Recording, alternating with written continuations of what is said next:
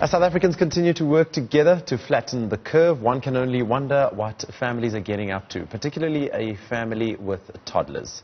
Well, Spray It Forward is a campaign driven by a familiar face, and two of those faces are Rachel and Siya Kolisi. They're aiming to educate and create awareness of the importance of constant hygiene and sanitizing during this period. Rachel and Siya, a big thank you for joining us on Weekend Dawn. Really appreciate it. A very good morning to you guys. How are you doing?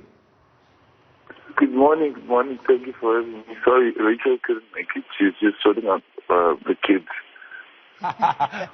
Mommy duties. Now, tell me something, Siya. How has COVID-19 changed your everyday life? Oh, it's been really tough.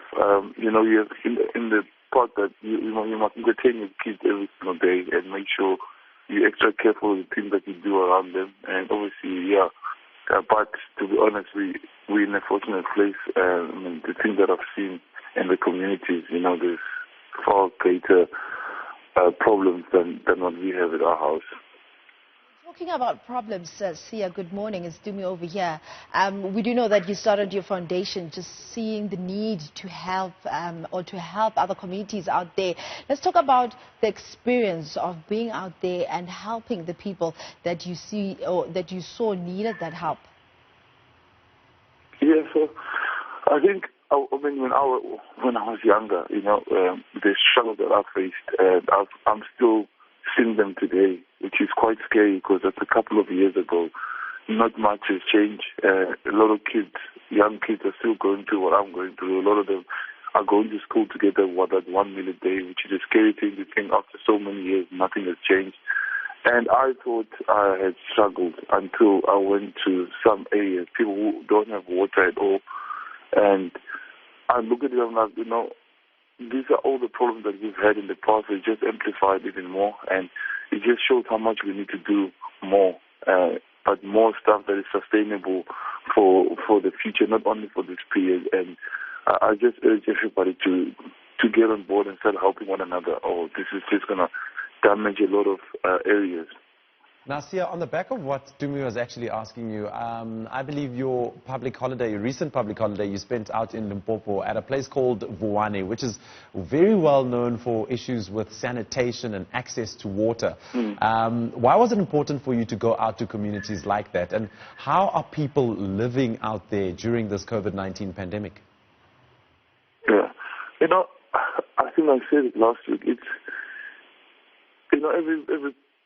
every place is a story, and we don't want the people there to think like they've forgotten, and we don't want people there to think nobody cares about them, and we just had to go there to, because first of all, we had people in our foundation that came from there, and they said, this place needs help, and the chief had asked us to go and help the people, and we went there, and for me, if we could help as many people as we could, we would, and we went and we saw the situation. I saw the pictures of people drinking water where the animals are drinking from as well, and some of the kids are bathing in the same water. And I was like, this is no way to live. And we asked other South Africans to get involved and help us, And they did. That's been the most amazing thing. People have been uniting and helping out and reaching out. And we went and we were able to get a few boreholes for the people, and we need so much more than that. But the most important is people knowing that there's other people out there that cares and think about them, and hopefully it goes far beyond this, because there still will be need after the COVID-19. Absolutely. Now let's talk about the hashtag Spray It Forward campaign. How has your foundation been involved with regards to this campaign? And we actually started in Limpopo with this foundation. I think Omni Protect has been doing amazing work, and by working with South African celebrities and sponsors to giving them like a ton of sanitizer, and I think it's amazing, to keep the place around you protected, especially the places that don't have water.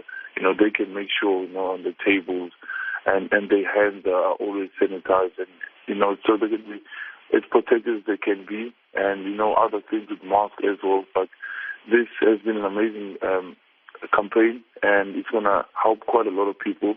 and they're also donating to communities to make sure that there's sanitizer all around the, like, let's say a public hospital, or like where the people go to the shops to make sure that they can look after themselves. Now, Siya, talking about helping others, let's zoom into you now. How are you coping emotionally and mentally? I think the other day I was listening to a sports psychologist, and he was saying right now players are struggling mentally because of everything just has stopped abruptly, and you guys were used to playing every single week, but now all of that has stopped. So you, as a rugby player, how are you coping mentally?